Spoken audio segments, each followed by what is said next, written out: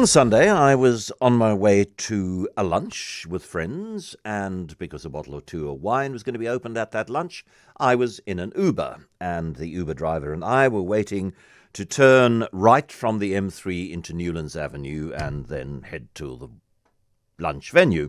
And so cars are coming down from town through that set of traffic lights where there is a camera to catch people who are speeding or who go through red lights. And while we were waiting to turn right, there were 4 cars that had the light flashing at them because they were going through at more than 60 kilometers an hour. And then the final one of the sequence was a car that was A, going way above 60 kilometers an hour, and B, entered the intersection well after the red light. And I turned to the Uber driver and I said, "Whoa," and he said, "Yeah, but they're not going to pay," he said. Reflecting, I think, a perception that far fewer people pay for their fines than incur their fines. Mayoral Member for Safety and Security and Traffic and all those things, JP Smith. Hello, JP. Hey, John. You and I have talked about the numbers over the years, and I think the last time we spoke, the city's payment rate was somewhere in the mid-20s versus a national average of the low teens or something like that. That's about it, yeah. Yeah, and now? I don't have a fine payment rate for you, but what you can be sure of is that the fine payment rate will be in lockstep with the extent to which we're able to create accountability. I hear very often the persons either bragging or intoning to others that they don't intend to pay fines, or people talking about other people who don't pay fines. And that's the root of the problem. If you're not paying a fine, you're not amending your behavior. And if you're not amending your behavior, your bad driving practices continuing to create accidents and create other risky circumstances on our roads. So the whole point of a traffic fine is to compel you to change your behavior. And that only works if we can hold you accountable for not paying it. And hence the execution of warrants of arrest. If you don't pay the fine, it's an admission of guilt fine. That then becomes a warrant of arrest, which the court issues when you don't show up in court to be held accountable.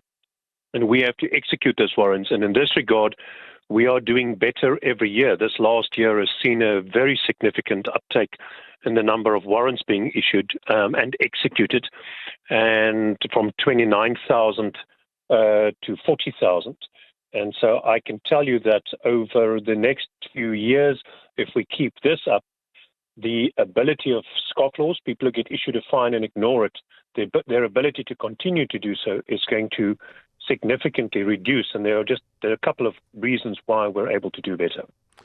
Okay, but first of all, so the warrant arrests have increased by 36%. So if every unpaid fine ends up with a warrant being issued, then you are reaching 1/3 of the people who are not paying their fines.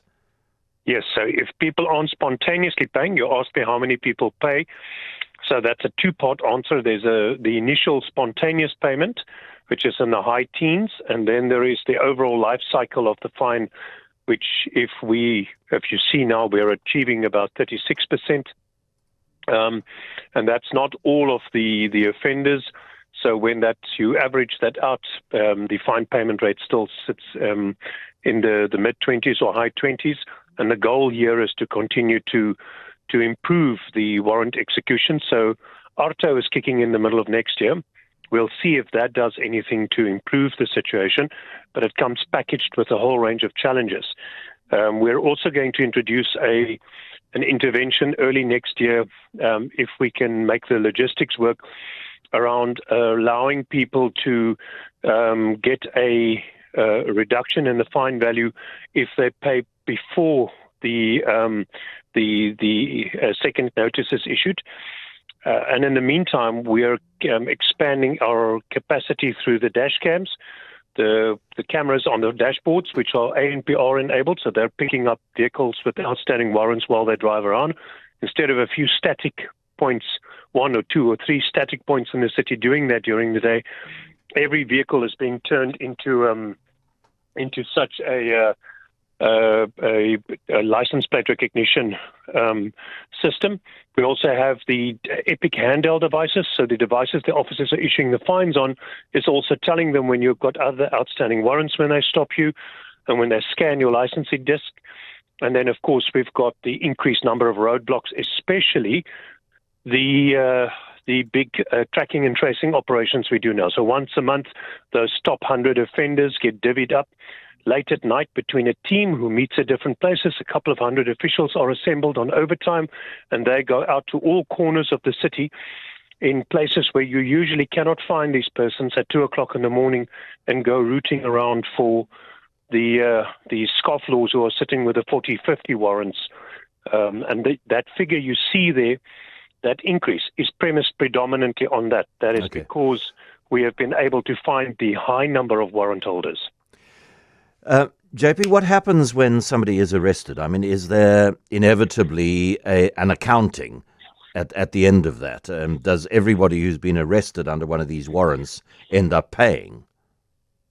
The single warrants may be released with a future appearance date, because they sometimes are able, where the warrant wasn't served on the person in person, they're sometimes able to convince the court that they did not, the warrant wasn't served on them and they weren't made alert by whoever it was served on at their household. But the reason that our arrest rate and the warrant execution is up is because we're targeting the guys with a much larger number of warrants. So I've been out on a couple of occasions with the guys doing these operations late at night, and we have a tracking and tracing operation involving SAPS, Metro Traffic Law Enforcement, and we're going out 300-400 people in every corner of the city, and many of those high warrant holders will of course be the taxi drivers and going to look for them, and those persons will be compelled to pay. Okay.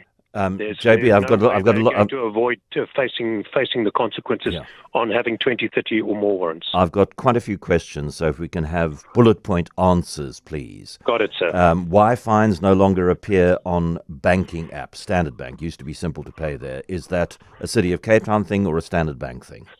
I can't tell you that. That's within the finance department, but I can find out. The vendors change from time to time depending on whether they can meet our payment requirements and the systems we use.